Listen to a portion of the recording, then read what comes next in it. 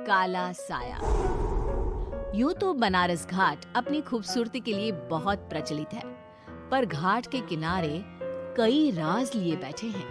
ये कहानी शुरू होती है बनारस के घाट के पास बने ममता निवास से, जहां प्रिया लाल जोड़े में ममता के घर उसकी बहू बनकर आती है। आओ आओ बहू, घर को अपने पैरों से पवित्र करो। ममता घर की दहलीज पार कर ही रही होती है कि अचानक एक बहुत गंदी सी बास पूरे घर में फैल जाती है।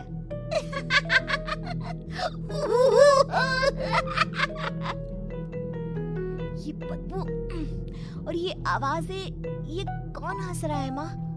अब ये पड़ोसी ना हमारे थोड़े अलग से है।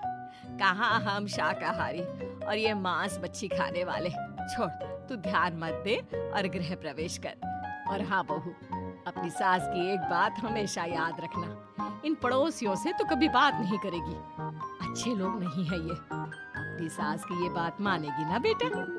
हाँ माँ, जो आपकी मर्जी, मैं उनसे बात नहीं करूंगी। अगले दिन प्रिया अपनी पहली रसोई बनाने रसोई घर में जाती है। ये छोटी बात तो नाक में जा रही है। एक काम करती हूँ, खिड़की खोल देती हूँ। प्रिया खिड़की खोलने जाती है। इतने जाले, लगता है इस खिड़की को कभी खोला ही नहीं गया। पर ऐसा क्यों? ओह, नॉन वेज की स्मेल आती होगी ना। 2 मिनट के लिए खोल लेती हूँ, फिर बंद कर दूंगी।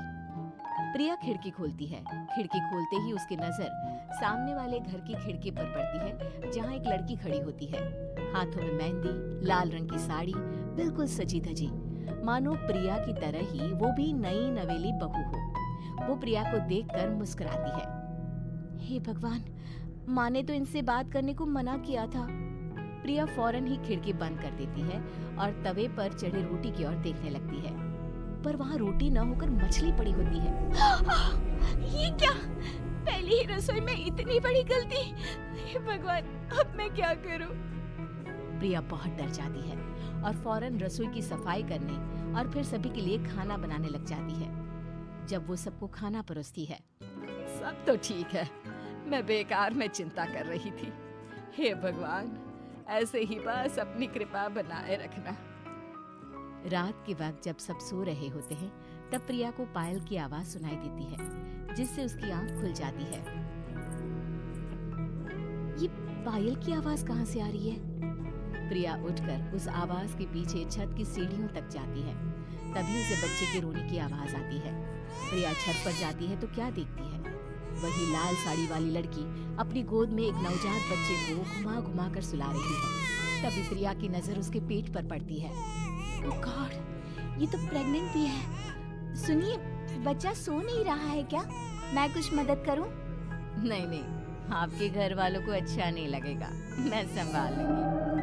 स्नेहा की गोद से बच्चा हाथ मारकर प्रिया की गोद में आने को छटपटाने लगता है। दोनों घर अगल बगल में बने होने के कारण प्रिया उस बच्चे को गोद में ले लेती है। प्रिया के पास आते ही वो सो जाता है।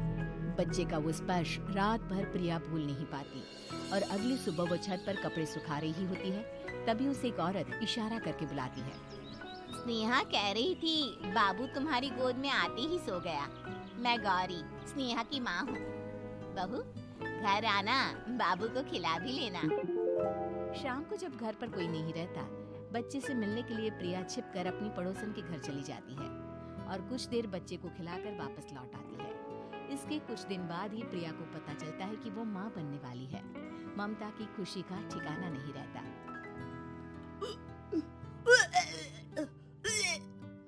माँ जी, पता नहीं क्यों उल्टी आ रही है। प्रिया भागती हुई वॉशरूम में जाती है तो हरे और लाल रंग की उल्टी करती है। उस उल्टी में से कीड़े निकलते हैं।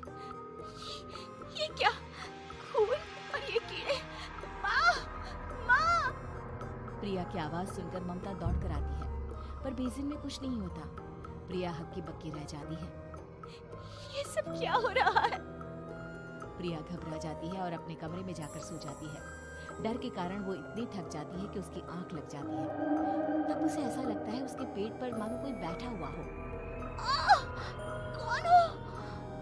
प्रिया के पेट पर एक 5 महीने की बच्ची बैठी हुई थी, जो बुरी तरह जली हुई थी। माँ, तुम ही मुझे लाई ना अपने पेट में। मैं तुम्हारी माँ नहीं हूँ। कौन हो तुम? माँ, देखो मैं जल गई बुरी तरह से। 6 महीने पेट में रहने को भी मुझे नहीं मिला।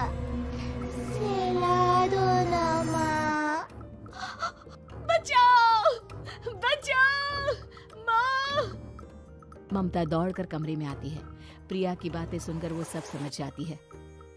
तू कहीं बगल वाले घर में तो नहीं जाकर आई ना बहू? मुझे माफ कर दो, मैं गई थी माँ। उस घर में सब मरे हुए हैं बहू। कई साल पहले स्नेहा उस घर में बहू बनकर आई थी। कुछ ही दिन में वो एक बच्चे को जन्म देने वाली थी। पूरा घर बच्चे के आने की खुशी में खोया था कि एक दिन अचानक उस घर में आग लग गई। सब बुरी तरह जलकर मर गए। गौरी आज भी दादी बनने का इंतजार कर रही है और इसीलिए स्नेहा ने अपना अजन्मा बच्चा तुम्हारी कोख में डाल दिया। ममता ये कह रही होती है कि पीछे से उसके पैरों को एक बच्चा पकड़ लेता है। दादी, दादी। माँ, स्नेहा की गोद में यही बच्चा था। ये बच्चा कौन है फिर? तेरी मौत है। तेरी भी दादी। जिस चीज का ममता को डर था वही हो गया। ममता निवास के ऊपर मौत ने चादर बिछा दी थी। प्रिया का पेट ऐसे बढ़ जाता है मानो 9 महीने का हो। 2 हाथ उसके पेट से बाहर निकलते हैं। बहू, संतोष को फोन कर, किसी पंडित जी को बुला बहू। प्रिया का पति भागता हुआ घर आता है। ये तो होना ही था माँ। तेरा बाप तेरे सामने आ गया तो तू सह नहीं पा रही है। स्नेहा घर में आग लगी नहीं थी, माँ ने लगाई थी, प्रॉपर्टी की लालच में। और वो बच्चा मेरी पहली पत्नी का बच्चा है, मेरा बेटा, जो कि उस आग की चपेट का शिकार हो गया था। मैंने तुमसे ये सब माँ के कहने पर छुपाया था। मुझे माफ कर दो प्रिया। तुम अगर चाहो तो यहाँ से जा सकती हो। मैं तुम्हें किसी भी बंधन में रखना नहीं चाहता। मेरी शादी हुई है आपसे, मैं आपको छोड़ नहीं सकती, पर उससे पहले हमें स्नेहा, उसकी माँ और बच्चे की आत्मा की शांति करवानी होगी। संतोष और ममता गौरी के घर जाते हैं। अंदर सब कुछ जला हुआ होता है। जमीन पर जली हुई लाशें बिखरी हुई थी। ममता रो रो कर अपनी करने की माफी गौरी से मांगती है। प्रिया स्नेहा के घर वालों का अंतिम संस्कार करवा देती है और ममता निवास फिर से आत्माओं के साए से मुक्त हो जाती है। वीडियो अच्छा लगा हो तो सब्सक्राइब कीजिए, लाइक कीजिए, शेयर कीजिए और कमेंट करके बताएं कि आपको वीडियो कैसा लगा। धन्यवाद।